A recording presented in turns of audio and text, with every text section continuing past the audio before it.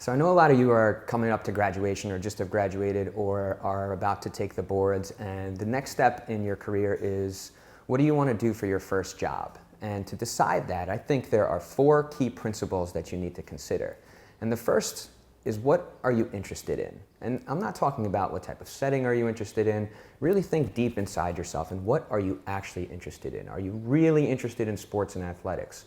Are you really interested in making an impact in people's lives?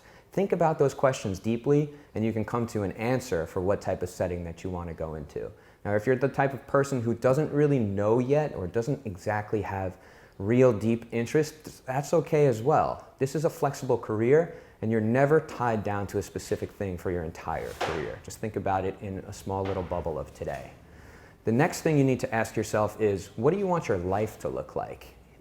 You gotta consider, this is your job. You're gonna be doing this for the majority of your day every day. But also, you want to consider, how does the whole picture look? So think about what you want your life to look like as a whole, and how does your job and how does your career fit into that? And to get to that, you might want to ask yourself about your 3-year goals. So what are your 3-year goals in terms of your career, and then what are your 3-year goals in terms of your life in general? The fourth thing you want to know is, what are your minimum expenses? What are those minimum expenses that you're going to need to meet to be able to live the life that you want to live? And I say minimum expenses because if you can figure out that number, you know what type of jobs that you can take and still feel comfortable with yourself. And then you can ping your decision not to the dollar amount, but you can ping it to, how happy is this job going to make me? How good am I going to feel doing my job? Am I in a place where I want to master the skills? Am I in an environment where I'm going to be learning all the time?